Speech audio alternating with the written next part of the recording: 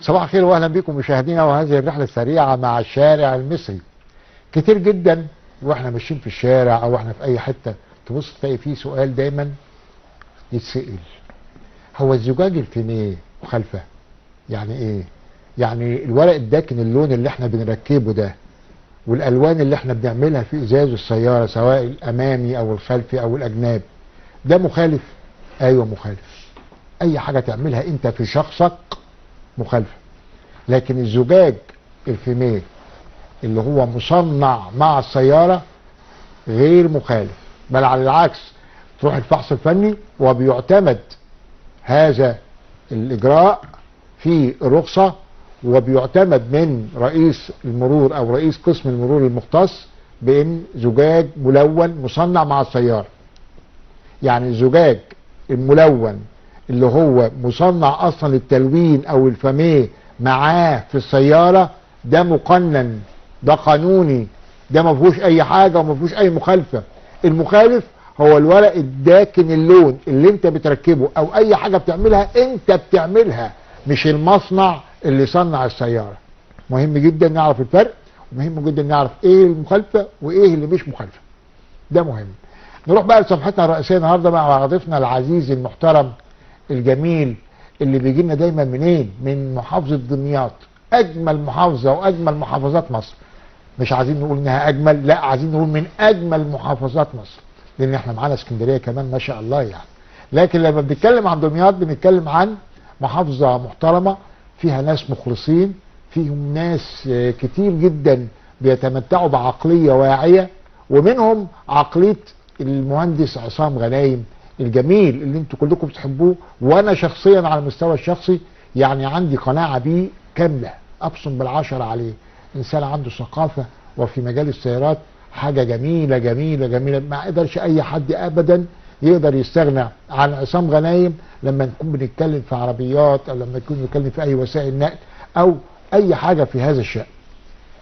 احنا كنا فتحنا ملف من الملفات المهمه وهو ملف سيارات الاخوه حبايبنا وكل حاجه واللي حته مننا متحدي الاعاقه. وكنا بنقول وقلنا وما زلنا بنقول ان الدوله بتسعى دائما الى تحقيق او الى وجود كل التيسيرات الممكنه لاخواتنا متحدي الاعاقه. ومن هنا كان في بقى بالنسبه للسيارات، واحنا عارفين المواويل بقى بتاعت السيارات، وظهرت فئه بتستغل اخواتنا المعوقين وبتستغل الموقف ده وبتقدر ان هي تاخد التيسيرات اللي الدولة اصلا عاملاها علشان الاخ او الاخت متحدية الاعاقة او متحدي الاعاقة، ياخد التيسيرات منه وهو ما بيستفيدش حاجة. عشان كده كان يبقى فيه لابد تدخلات للدولة في هذا الشأن، ولابد ان الامور تتظبط. لكن ما زال في الامور امور، وبنتكلم والملف مفتوح وبنقول اللي لينا وبنقول اللي علينا. لو في حاجة عايزينها بنقول، لو في حاجة مش عايزينها بنقول، مفيش حرج. لا نغلق الباب ابدا في التلفزيون الوطني امام الرأي الجميل الحر اللي بيدي الحق لصاحبه. والحق ايه؟ ده الحق ده الحكومة هي اللي مدياه لإنسان يعني فوق راسنا من فوق وهو متحدي الإعاقة. طيب نروح بسرعة بقى لضيفنا العزيز المحترم اللي جاي لنا من دمياط، وما أدراك ما دمياط، الله أكبر. المشبك أخباره إيه؟ بيسلم عليك. فل زي الفل والله. بلد الحلويات يا حبيبي انت الاصل، وانت بقى الحلويات كلها يا عصام يا غنايم. والله الله يعزك الله يعزك. نورتنا حبيبي تسلم. هتقول لنا ايه في موضوع اخواتنا المعوقين النهارده؟ والله يا فندم احنا هنتكلم فيه من نقطتين. نقطة التعديلات اللي حصلت عليه هنقول بس بعض ملاحظات عليها بحيث ان احنا نوصلها للسادة المسؤولين ان في بعض ملاحظات في المنطقة دي محتاجة تعديل بالنسبة للتعديل اللي اتعمل. تمام. النقطة الثانية انا عايز اعرض المشكلة بتاعت السيارات اللي لسه واقفة في المواني بقى لها تقريبا 6 شهور. عايز اقول المشكلة فين او اللي حصل دلوقتي او الاضرار اللي حاصلة او واقعة على اخواتنا ذوي الهمم وعلى التجار اللي بيتعاملوا فيها وكمان على الدولة يعني. فانا هديك بقى انا بلاغني ان القوات المسلحة بعد الحلقة اللي فاتت ايوه تدخلت في الامر. ده حقيقي، ده حقيقي. ده حقيقي فعلا. احنا اللقاء اللي فات كنا اتكلمنا فيه عن موضوع التخزين السيارات، وان هو التخزين بتاعها كان غير امن، وفعلا تاني يوم القوات المسلحه تدخلت وفتحت الصوامع بتاعتها وبدات تنقلها. هتحصل كارثه. حصل، ده حقيقي، ده حقيقي، ده حقيقي فعلا. وده اكبر دليل على ان حضرتك الحلقه بتاعتك مشاهده من كبار المسؤولين. الله يخليك. فطبعا شكرا ليك، وشكرا ان انت بتتيح لي الفرصه ان انا اوصل صوت اخواتنا ذوي الهمم. لا واتكلم بصراحه. تمام. طيب مبدئيا احنا هنتكلم في نقطه التعديلات اللي حصلت على قانون استيراد سيارات ذوي الهمم.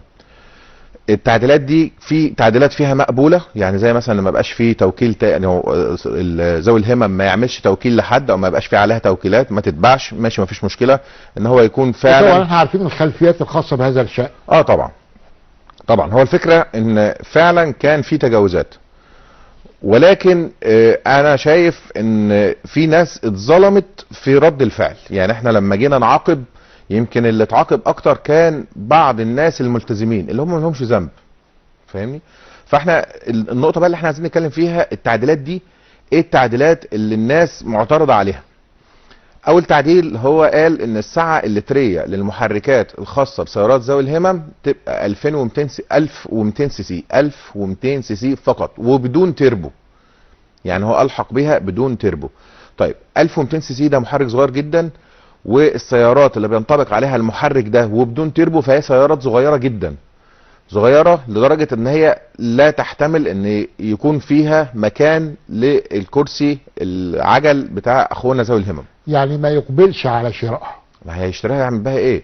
ما هي الفكره هنا ان انت حددت له سعه لتريه وقلت له بدون تربو كمان. يعني حتى مثلا قال 1200 سي سي، كان ممكن لو سابها مفتوحه يعني بدون ما يزيل القانون ده او القرار ده بان هي بدون تربو، دي كانت يعني لو كان لغى حته بدون تربو دي، كان في عربيات كبيره شويه اس يو في دلوقتي حاليا زي مثلا رينو كاتجار مثلا 1200 سي سي بتربو، فكان هيمشي الحال. انما هو اشترط ان هي بدون تربو، ف 1200 بدون تربو، الموضوع هنا هيبقى ايه؟ صعب على اخونا ذوي الهمم. اتفقنا؟ ابعد عن الماركات. طيب ماشي، عشان ما نخشش في حته الاعلانات. خلاص مش بعلن. طيب الفكره هنا ان زي ما قلت لسيادتك ان هو ال 1200 دي صعب، لان العربيات الموجوده فيه سيارات صغيره، بدون بقى ما نقول ماركات، سيارات صغيره لا تستطيع ان تخدم اخونا ذوي الهمم. بجانب ان دايما ذوي الهمم بيكون عايز عربيه كبيره علشان الكرسي بتاعه وعلشان بتبقى سياره عائليه.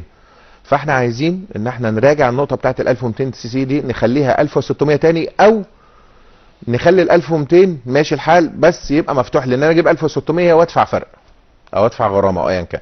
اتفقنا؟ يبقى دي اول نقطه نتكلم فيها اللي هي ال 1200 سي سي. مش هينفع، يعني من وجهه نظر فنيه بحته مش هينفع. عندك احساس ان ده حق لمتحدي الاعاقه؟ طبعا، لان هو بره الساعه اللتريه. احنا عندنا هنا متحكمين في حكايه الساعه اللتريه دي شويه. يعني احنا عندنا حتى في السيارات العاديه الجمرك بيحكمنا في ان احنا نبقى 1600 سي سي، ما ينفعش نبقى 2000 و2400. اتفقنا؟ فهو الافضل او بره مفيش اقل من كده ساعه لتريه 1600، اللي اقل منها عربيات بقى صغيره، لان خلاص هو المحرك ده معمول حاجه اسمها سيتي كار، يعني عربيه صغيره كده تمشي جوه البلد، انما حتى ما ينفعش تسافر. اتفقنا؟ فيبقى اول نقطه الساعه. يعني هو ضيق الدايره، قفلها قوي، بس اتقفلت قوي زياده عن اللازم. يعني اتقفلت ان هو صعب ان انت تستفاد. الخطوه اللي بعد كده، مش عايزين انها قفلت، نقول انها ضاقت. ماشي. ما هو في هنا بندين تانيين، لما هنجمع الثلاث بنود على بعض ونبص للرؤيه كامله او للصوره كامله هنلاقي ان في عندنا هنا مشكله، ان هو تعتبر شبه اتقفلت. تاني بند اشترط ان يكون في حساب بنكي باسم المعاق او احد ذويه من الدرجه الاولى في بنك ناصر او احد البنوك المعتمده لمده سنه فاتت، ويكون فيه ثمن السياره. ده تتعمل ازاي دي؟ يعني ده شيء صعب. يعني انا دلوقتي المفروض ابقى فاتح حساب في بنك ناصر. يعني انا دلوقتي فرضا ان انا معايا دلوقتي انا كذوي همم معايا جواب حصول على سياره، الصلاحيه بتاعته سنه.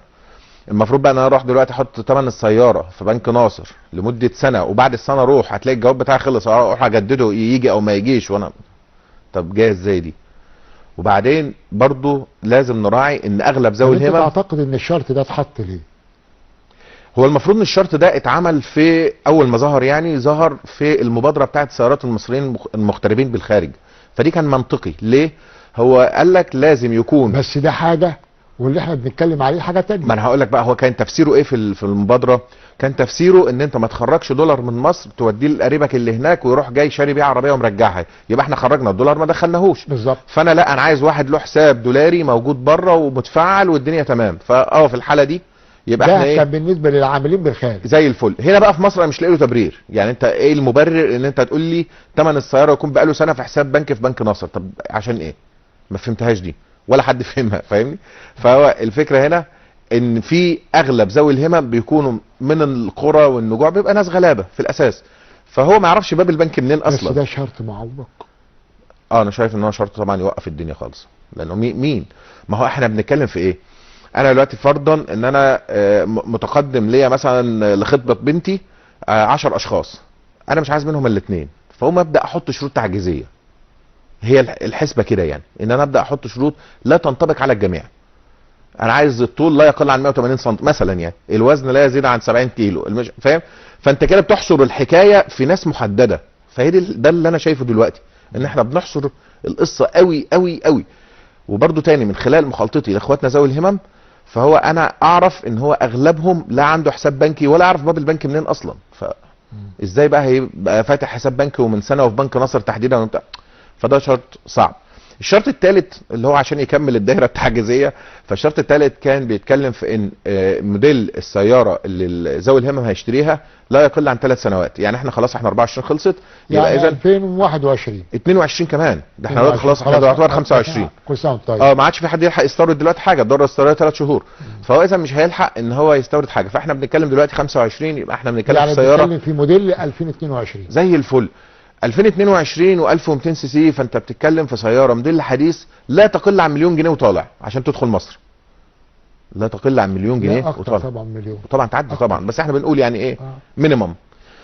فاذا انت هنا قفلت الدنيا قوي، ده انت خنقتها. يعني مين برضو معاق؟ ركز بقى معايا. يعني لو ما قفلتهاش بده هتقفلها بده يا فندم، ما هو انا بقول لك انا بحدد الاختيارات اول درجه. معايا ايه في الكلام ده؟ ايه؟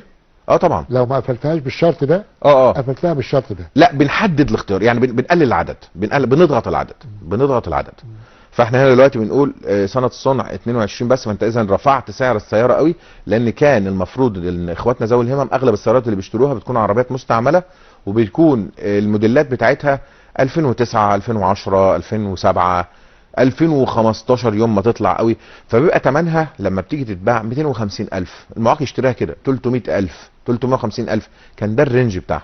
انما علشان اقول له عربيه بمليون وطالع، مين كام معاق في مصر معاه مليون جنيه فيما فوق عشان يشتري بيهم سياره؟ ولما يجي يشتري السياره يشتري سياره صغيره بسعه لتريه صغيره. طب ايه الهدف؟ طب هيجيبها ليه؟ ما خلاص بقى انا اشتري من بره وخلاص.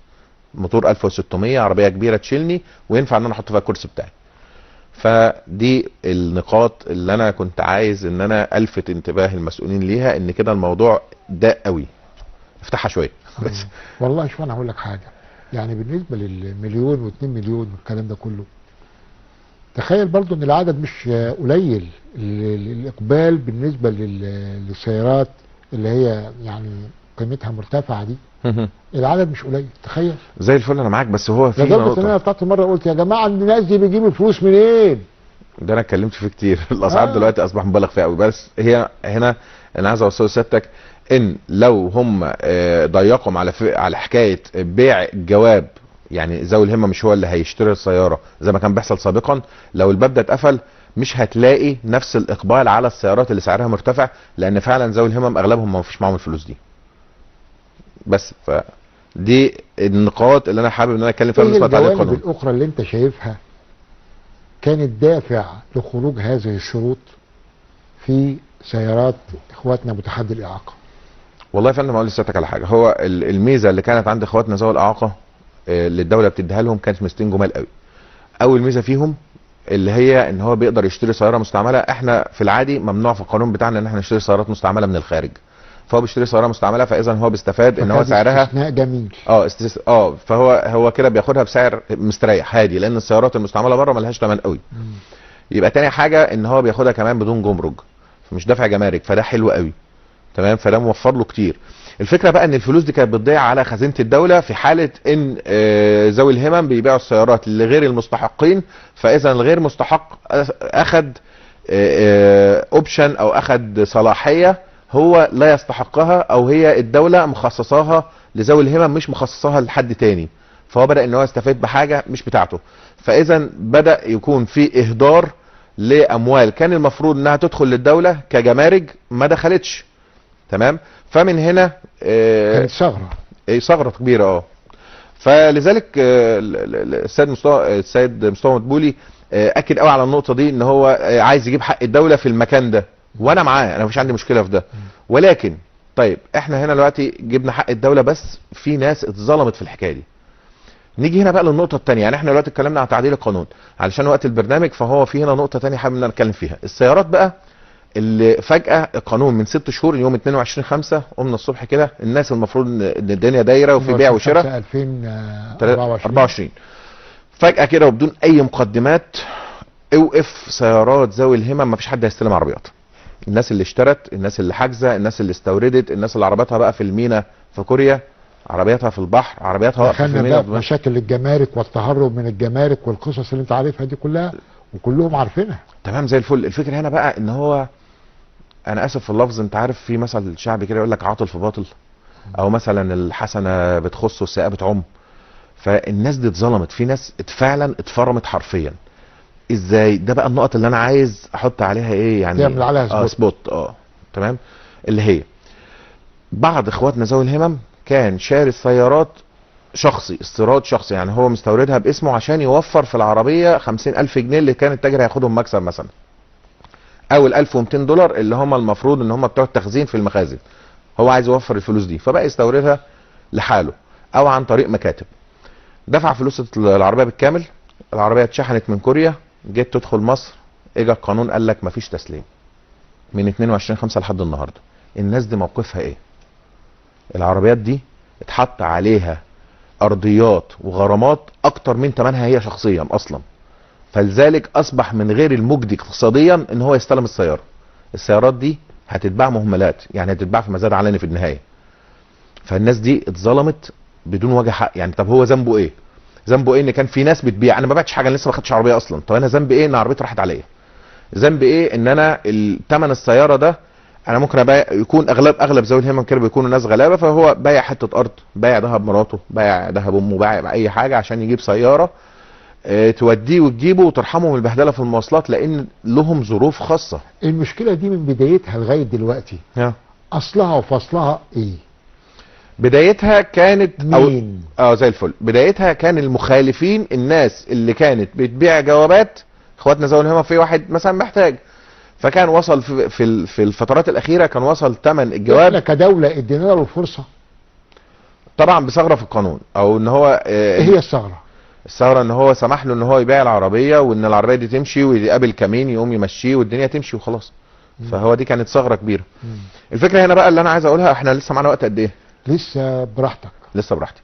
طيب انت جاي من دمياط يعني كنت تفرد رجليك بقى كده وتريح الله يعزك يا رب. ماشي، احنا جاهزين يا حبيبي، هنقعد جنبك لغايه ما تصحى. اصل في نقط مهمه قوي. لا في نقط مهمه قوي عايز اقولها، وخايف الوقت يضيع عليا. مش عايز ان انا اكون بطول على المشاهد الجميل. اتفضل. الفكره هنا تاني ان الجمارك والغرامات اللي اتحطت على السيارات دلوقتي، والناس ملهاش ذنب، والناس دي اللي هو بقى ذوي الهمم او المكاتب الوسيطه او حتى التجار اللي كان المفروض الدوله سامحه لهم ان هم بيستوردوا العربيات دي في المناطق الحره ودافعين المخازن في المناطق الحره، والناس ملتزمه مفيش عندها اي مشكله. يعني انا ببيع السلعه، طب اللي اخذ مني السلعه باعها لحد تاني او عمل حاجه مخالفه، انا ذنب ايه؟ ملوش ذنب. الناس دي في ناس فعلا يعني هقول لك ايه، فلوسها راحت ليه؟ اللي له 50 سياره مثلا، كل سياره دلوقتي عليها ما يقرب من 350,000 جنيه متاخرات. دول بيمثلوا كام؟ ده نسبه كبيره لدرجه ان احنا من نسبه اخواتنا. ما هو ده الفكره بقى، ان انا عايز اوصل الفكره ان احنا ممكن الدوله، هو طبعا اي حكومه في العالم بيبقى هدفها ان هي تبقى المواطن. قول لي نسبه كده عشان ناخد فكره. ما انا عايز اقول لك رقم اهو، الحل اللي انا المفروض جاي اقوله لك النهارده، لو احنا مشينا فيه هيدخل خزينه الدوله 9 مليار جنيه، وهيطلع السيارات المحجوزه، والناس هتبقى مبسوطه والدوله تبقى مبسوطه، وده المفروض انه يكون هدف اي دوله في الدنيا. هو ده السؤال اللي انا كنت عايز اساله. التصحيح كيف يكون؟ زي الفل. انا بس ايه؟ قول 1 2 3 4 زي الفل. اللي انا طالبه دلوقتي السيارات اللي واقفه دلوقتي في المواني يتفرج عنها في اسرع وقت. المخالفات او نقدر نقول غرامات التاخير اللي لصالح الحكومه المصريه والمعاق ورقه سليم، نحاول ان احنا نشيل جزء منها لان هو ملوش ذنب ما فيها. انا نما الى علمي انها سحبت. ايه هي اللي سحبت؟ السيارات اللي ساعتك بتتكلم عليها دي. لا، السيارات اللي ماشيه في البلد حاجه، انا بتكلم دلوقتي على السيارات المحجوزه في المواني اللي لسه اصحابها ما استلموهاش اصلا. لسه موجوده لسه ما استلمهاش زي ما هي، ما شافهاش اصلا عشان الجمارك. طبعا واقفه ما خرجتش.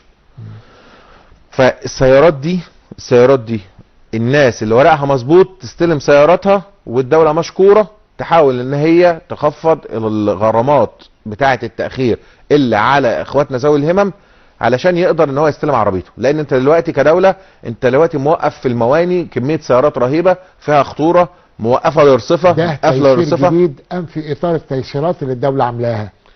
هو في اطار رجوع المياه لمجاريها، هو ده كان الوضع القائم. احنا دلوقتي حصل حاجه احنا وقفنا بيها، يعني كان المفروض النهر ماشي ورحنا جايين حجر موقفينه في النص. ليه؟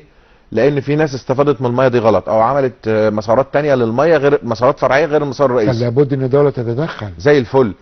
التدخل هنا كان يمكن تدخل عنيف شويه، يمكن مش محسوب قوي، كان له ابعاد تانية، اتاخرنا في في الحركه. فرق ان يكون تدخل عنيف ها. وفي فرق ان هو يكون تدخل حاسم. حازم وحازم حازم. ماشي، حازم وحاسم كل ده على راسي، بس فين؟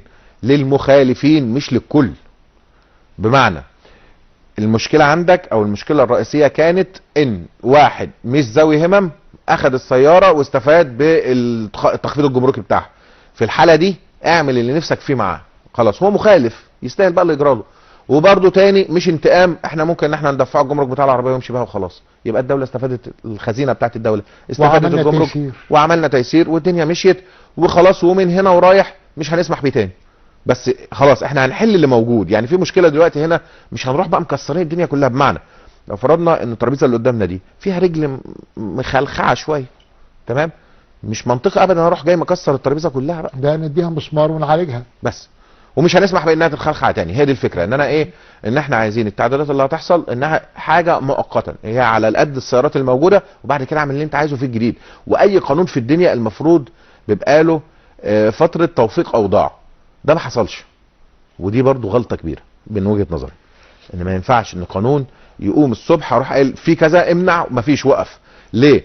لان المستثمر الاجنبي ده على الصعيد الاقتصادي بقى، لو نظره عامه، احنا مش هنتكلم دلوقتي في سيارات المعاقين، انا كمستثمر اجنبي ازاي هبقى مآمن على شغلي وانا عارف ان ممكن الصبح شغلي كله يقف بجرة قلم؟ مفيش حاجة كده. المفروض ان انت بتديني فترة توثيق اوضاع بتبقى من 3 ل6 شهور، اللي هي دورة استيرادية كاملة. ليه؟ اقول لك. لان دلوقتي التاجر في عربيات على الارض، في عربيات في البحر، وفي عربية في المينا هناك بتستنى تشحن في كوريا، تمام؟ فالمفروض انت تديني فتره ان انا اوفق اوضاعي في الثلاث مراحل دول. انما فجاه كده مفيش اصلا حاجه ولا عربيه داخله. طب انت تعرف ان في تجار العربيات اللي على الارض هنا ملهاش حل، مش عارفين يعملوا فيها حاجه، راحت. طب هم دلوقتي كل يوم بيدفع $150 او وصل ل $200 كمان غرامه كل يوم على السياره، عنده 50 سياره بيدفع ملايين. طب هيجيب الفلوس دي منين؟ هو ما بيبيعش، خلاص وقف. طيب السيارات اللي لسه في كوريا، في ناس من التجار دي قطعتها، يعني جابت شماير وقطعتها وباعتها بالحته، لان ما عادش نافع ان هو يدخلها خلاص. وعلشان تعرف قد ايه السوق بتاعنا كبير وقوي ومؤثر، لما اتوقف سيارات ذوي الهمم، السيارات في كوريا السياره اللي كانت ب$20,000 بقت ب$12,000 النهارده بتتباع. فحتى فكره ان هو يعيد تصديرها تاني لكوريا مش عمليه، تخسر. لا، هو لو رماها في البحر ارحم له، لان هو هيدفع عليها متاخرات ويدفع عليها اعاده تصدير، وبعد كده يروح يوديها هناك يلاقيها هي كانت ب20 وهو شاريها ب20، لا النهارده ب12، لان السوق هناك بقى حصل فيه ركود، لان مصر ما بقتش تسحب منه. انت متخيل احنا سوق قوي قد ايه؟ كنت اتمنى وما زال ده حلمي ان احنا نصنع سيارات في مصر، وبعد كده اقفل وجفف كل منابع الاستيراد زي ما تحب. يعني اللي بيحصل دلوقتي ده بيقفل خروج الدولار من مصر، انا معاك، واحنا بدأنا في الخط ده زي الفل بدأنا فيه، ولكن ما كناش نقفل الا ما يكون البديل فعلا جاهز، بحيث ان انا اقول لك بلاها ناديه خد سوسو، تبقى سوسو حاضره. انما اقول لك بلاها ناديه وما فيش سوسو ازاي؟ طب ازاي؟ ما هو ما فيش. طب انا دلوقتي قلت لك ما فيش، انت كراجل ذوي همم مفيش عربيات، سواء بقى بالطريقه سواء هو مفيش عربيات. طيب ومفيش كمان اللي هي ملك اول، ما في عادش حد يستورد باستيراد الشخص ده توقف. فانت ماشي، انا معاك، انت بتجفف المنابع او بتجفف المناطق اللي كان الدولار بيحصل فيه اهدار ليها، بس اديني بديل مصري، اديني بديل، والله الناس هتشتري، والله انت ما انت متخيل. يعني هقول لك على حاجه، انا كنت مدعو في الافتتاح او اعاده افتتاح او الحفل بتاع اعاده افتتاح مصنع النصر للسيارات. يعني انا كنت واحد يمكن من 5 صحفيين متخصصين بالسيارات وانا في مصر. بلغني ان انت تقابلت مع معالي رئيس الوزراء. حصل ده حقيقي فعلا، ومع اللواء كامل الوزير. تمام. فالناس محترمه جدا، الناس حابه الموضوع جدا، وفعلا عاملين مجهود وبيتحركوا من مكان لمكان. يعني انا بقيت مستغرب، ده كل يوم في مكان، ده كل يوم بيسافروا في حته. فهو انا مبسوط قوي من التحركات دي، ولكن احنا محتاجين ان يكون في فعلا سيارات موجوده. لان لما انا جيت نشرت وصورت الاتوبيس اللي اتعمل في مصر في مصنع نصر للسيارات، انت مش متخيل فرحه الناس. الناس يعني بتستنى اي منتج مصري، بيحبوه، نفسهم، كلنا نفسنا، بس اديني منتج فعلا، يعني اديني منتج موجود. انما احنا حتى لما جينا بس اديني منتج محترم. والله العظيم، وحتى لو نص محترم اهو ماشي. لا يعني لا احنا لا لا ما اقول لك لا. على حاجه، مصنع النصر قبل ما يقفل كان بيعمل العربيات ايه؟ العربيات الدوجن والعربيات الشاهين والعربيات مش عارف. خلاص بقى بلاش الماركات. لا دي حاجات خلاص خلصت، مش دعايه لحد، خلصت. ولكن كانت بتتباع وكانت ماشيه. يعني هو العربيات الفيات ال 128 والعربيات مش عارف القديمه دي، مش برضو مش دعايه، ده عربيات انتهت، ما بدأتش دعايه لحد. اللي مصنع النصر كان بيبيعها بتتباعهم ولا لا؟ مش ماشيه لحد النهارده؟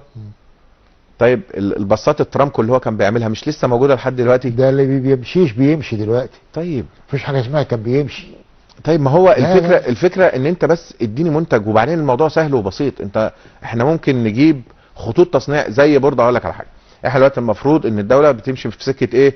ان القطاع الخاص بيفكر بفكر اسرع وحركته اسرع من القطاع العام، فلذلك بدانا الخصخصه. طيب زي الفل، القطاع الخاص عمل ايه عشان يستفاد من تجربته؟ بعض الاسماء الناس الكبيره هنا في مصر يروح جايب خط انتاج بتاع سياره، المفروض ان في مثلا سين من سياره مثلا ايا كان اسمها، مش هنقول اسماء، السياره دي في طلع منها موديل احدث، فخطوط الانتاج في المصنع الام بتاع الموديل الاقدم اللي ناجح عندنا وزي الفل، المصنع ما بقاش محتاجها، ولسه عنده منها صاج، ولسه عنده منها مواتير، ولسه عنده منها فتايس طيب فالناس اللي هم الشاطرين اللي هنا من القطاع الخاص فراحوا جايبين الخطوط الانتاج دي كامله ببعضها كده، وراح حاططها وراحت شغاله على طول بتنتج فوري. ليه انت ما عملتش كده في مصنع نصر للسيارات؟ ليه بتبدا من تحت وعايز ان احنا نبدا من اول السطر؟ طب ما كنت تجيب خطوط انتاج جاهزه وتنتج سيارات الشعب هنا عارفها وسهله عليه وصيانتها موجوده وقطع غيارها موجوده استعمال وجديد وخلاص، وخليها تشتغل على طول. ايه المانع؟ برضه تاني انا لسه معايا وقت قد ايه؟ يعني طيب مع دقيقتين كمان. دقيقتين كمان. طيب سريعا، اللي انا شايفه حل للمشكله دي ان السيارات اللي موجوده في مخازن الاستثمار تطلع يدفع لها جمركها كامل، حاجه اسمها مثليه قيمه، ودي برضو انا مش بخترعه، ده كان موجود قبل كده، بيدفع لها جمركها كامل. لو احنا دفعنا لو الجمارك بتاعت السيارات دي دفعت كامله واتباعت حره، السيارات دي بس، احنا مش هنعملها تجاره، السيارات دي بس خزينه الدوله هيدخل لها 9 مليار جنيه. لو حابب انا جايب الحسبه بتاعتها كامله ممكن اقولها لك بالتفصيل. ف9 مليار جنيه احنا حق بيهم دلوقتي، صح؟ وهنبقى حلينا الازمه بتاعت السيارات وطلعت رسمي وما عادش فيها مشاكل والدنيا مشيت، وبعدين هي العربيات اصلا على الارض وخلاص واتدفع ثمنها، فانت يعني ما فيش اهدار للدولار تاني، بالعكس ده هيبقى في دخل للدوله. طب ايه المانع ان انت كحكومه تعمل كده؟ استفاد وفيد الناس، فين مشكلتك؟ وحتى هتفك الازمه بتاعت سوق السيارات، لان سوق السيارات دلوقتي لما القرارات دي كلها طلعت مره واحده. الحكومه موجوده عشان تفيد الناس زي الفل. ما انا بقول يمكن مش من واصله الناس وللناس، وهي دي الحكومه المصريه. قبل اللقاء بتقول لي انا نفسي اشوفك وزير، صح؟ قبل اللقاء حضرتك بتقول لي انا نفسي اشوفك وزير. انا نفسي ان انا اتحط في مكان يكون فيه اقدر ان انا اغير، اقدر ان انا فعلا مكان مسؤوليه اقدر ان انا اغير فيه. لان عندي افكار كتير قوي انا شايف انها تنفع الناس وتنفع الدوله، ليه ما بنعملهاش؟ ده اللي انا مستغربه. ومع ذلك احنا بنقدم الافكار دي، احنا مش محتاجين، مش بنباعها يعني، بنقدم الافكار دي. كل خير يا عصام يا غلاي حبيبي الله يعزك. والله تسلم لي تسلم لي. كل خير تستحق والله. تسلم لي الله يخليك. انسان محترم. اتفضل. انا نفسي ان احنا حاليا، وده الرجاء، التعديلات بتاعه البنود اللي احنا قلناها في الاول علشان الناس الجديده والناس اللي دلوقتي سياراتها محجوزه في المواني، نرجو سرعه خروجها الناس اللي اشترت فعلا، الناس اللي ورقها خالص، الناس اللي واقفه 46، يعني في حاجه اسمها نموذج 46 الناس اشترت، اسمح لها بس ان تدخل سياراتها، عايز تراجع ورقها، عايز تشوف اذا كانت هم عاملين الورق ده مضروب ولا لا، ده سهل جدا ان انت تراجعه، بس ما نظلمش اللي ماشي محترم بذنب الناس اللي مشيت غلط. نورتنا حبيبي وشرفتنا. الله ان يعزك. شاء الله ما فيش غلط باذن الله، يا كله رب. صح. يا رب عصام غنايم. يا رب يا رب. تسلم لي. نورتنا وشرفتنا يا وحبيبي حبيبي على انا اللي السلامه. اتشرفت بوجودي معاك النهارده وبالمشاهدين بتاعك. قاعد معانا في مصر شويه ولا مسافر؟ والله انا راجل حضرتك وبرجع. نورتنا يا حبيبي. حبيبي تسلم لي. نورنا النهارده المهندس عصام غنايم خبير السيارات، واتكلمنا في موضوع مهم جدا ويهم اخواتنا اللي هم يعني قريبين مننا قوي، حته مننا، اخواتنا متحدي الاعاقه. ان شاء الله بنتكلم وبنقول ان الحكومه المصريه كل حاجه بتعملها ثق تماما ان بيبقى لها ابعاد انت ممكن لا تدركها، ولكن ابعاد تاكد وانت مغمض عينيك انها ابعاد ايجابيه. اوعى تفتكر ان الحكومه هتحط عراقيل قدامك او هتعمل لك معوقات، لا، ده هي اللي عملت لك التيسير. ولما دخلت بشويه شروط انت شايفها انها ضايقتك، اوعى تفتكر انها يعني ان الشروط ديت مش في صالحك، لا، وعسى ان تكرهوا شيئا وهو خير لكم.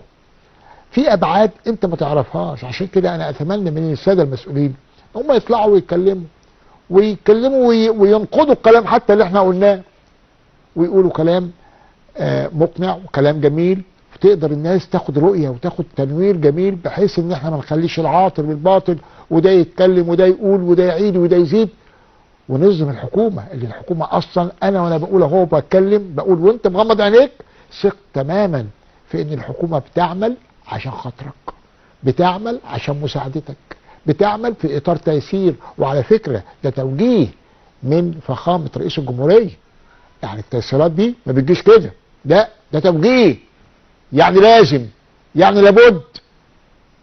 فنهدى شويه والامور تهدى شويه، وان شاء الله كل الخير قادم باذن الله.